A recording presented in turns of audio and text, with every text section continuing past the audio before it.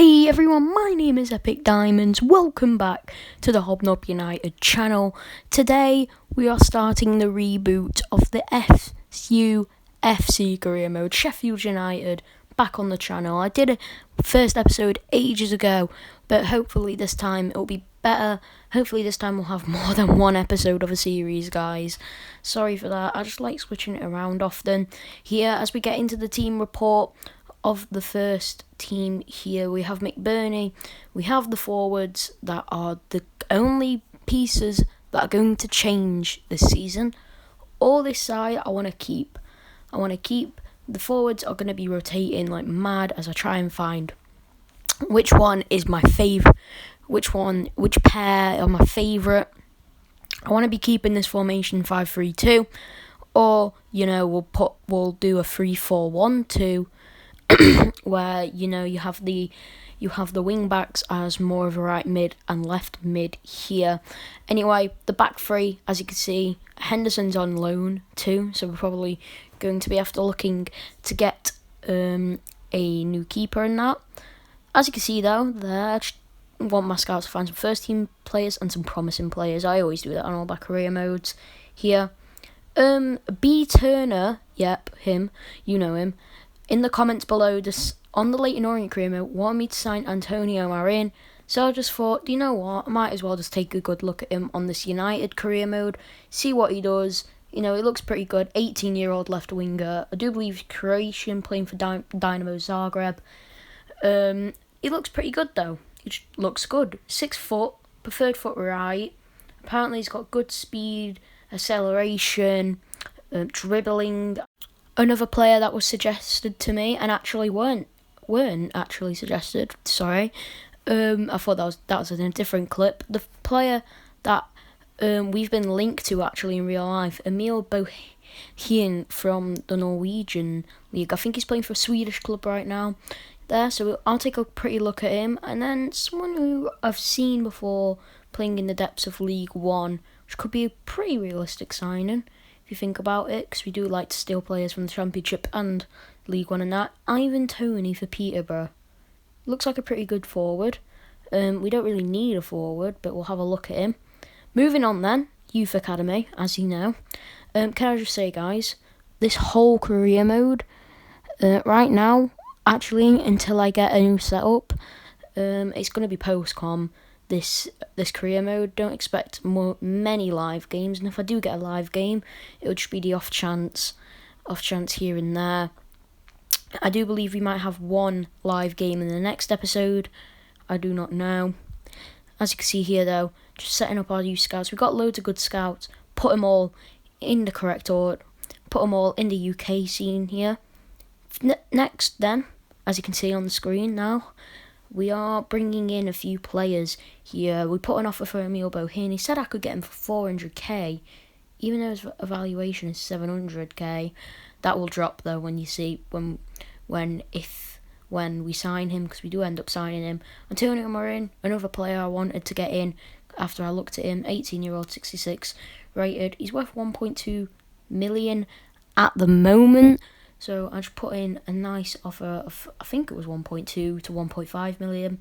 Mark Travers here, I actually decided to go in for, so you could see a little bit of transfer action, because he's probably the one I wanted to sign the most out of these young players. We are looking to sign a lot of young players. So we meet with Eddie Howe. Do note that our first game of the season is against Bournemouth too. So we are negotiating a transfer for Mark Travers here. I wanted to swap him. I think I tried to swap him Simon Moore. I think I tried to swap him with, because I don't really want Simon Moore if we're getting Mark Travers. He decided to reject it, which was okay, because I had another plan. He wanted a striker, so I went to my forwards, I do believe. You'll see in a bit. I went to my forwards. I was going to go originally trade Thingy for him, Kieran Freeman, but I wanted to get some money for him. So I went to our forwards and I tried to trade him Leon Clark. The guy's probably not going to get any game time at all in this United side. Traded him up. He wanted 300 extra K more. I was fine to pay that. but I just wanted to make it a better deal. I tried putting it down to 200k, and then Eddie Howe and normally said 230k, which we did agree to, and we have now accepted an offer for Mark Travers. It's time to go negotiate with him, see if we can bring him in. Here, the skyscraper as the waiter just walks past, blocking the screen completely. Anyway, time to talk with Mark Travers over the potential of him joining us as a backup to Dean Henderson. Yeah, 65 rated backup. Not that good.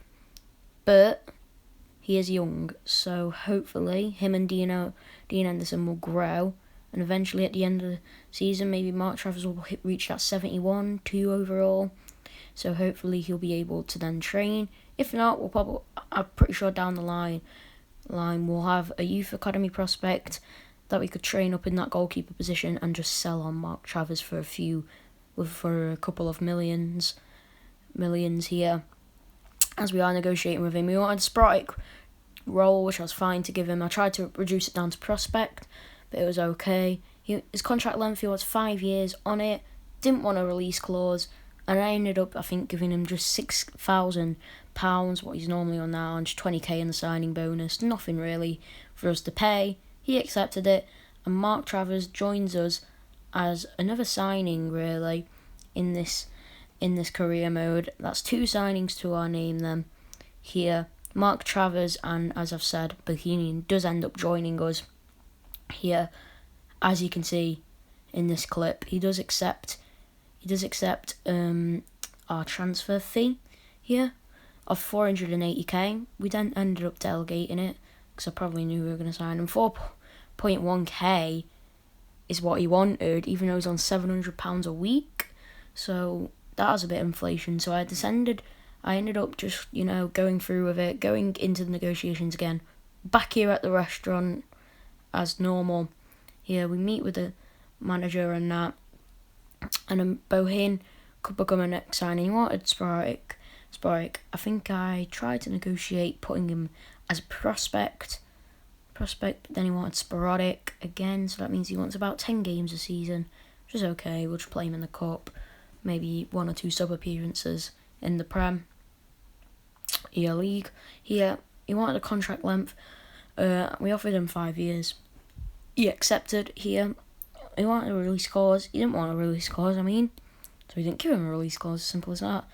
2.7k is what he wanted with a few bonuses. I ended up removing the bonus, putting the wage down to 2.4k. He came back, said he just wanted the same wage that he had with the bonus, except without the bonus.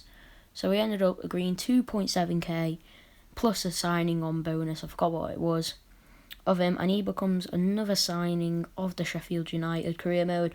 Again with him, if he doesn't end up developing into anything, we could just sell him on for a couple of money. I'm saying couple of money, great grammar, Billy. A couple of bucks, money, get him in. Here, as you can see, Marindo, he does accept the fee of I do believe it was 1.25 million. Then he accepts the money, and then Marin becomes another signing. This guy I want to keep for the entire career mode because he does look like a good player, but we'll probably that later down the line end up selling him. Moving on, we have the monthly scouting updates here. Jamie Clark is in here. I ended up rejecting him. Rejected Bradley Collins here. Hugh Ward, I ended up rejecting 2. And Nicholas Robinson, I think I did Nicholas, I'm pretty sure I did sign him on. We did. Here, we then got rid of that. And now we're moving on to the Scottish report. And boys, you're about to see an absolute gem we uncover here in the Youth Academy. I can already see him.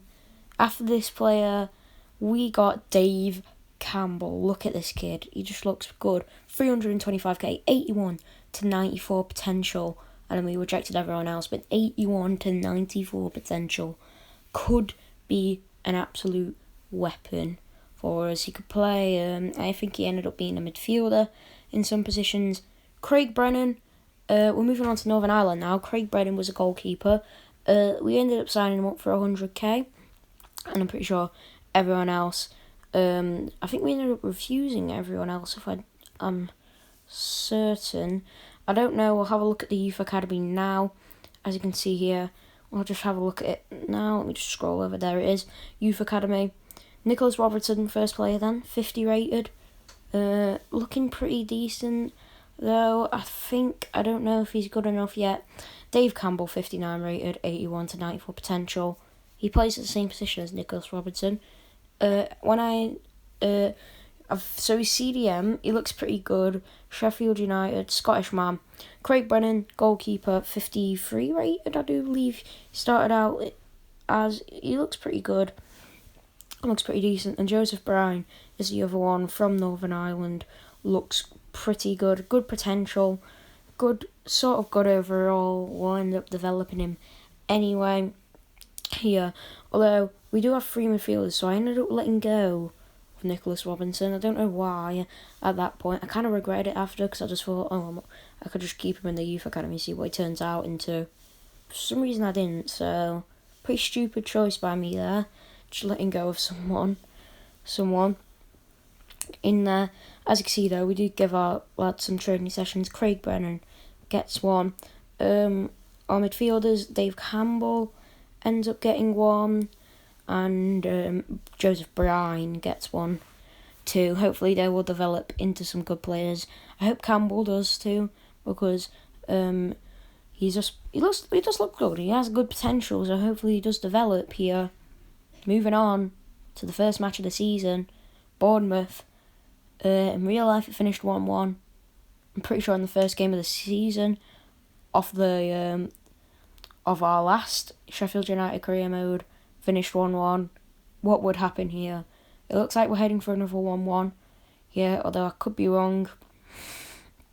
As you can see, sorting out the bench here. I just put Sharp in the lineup because he was in the lineup for the actual game.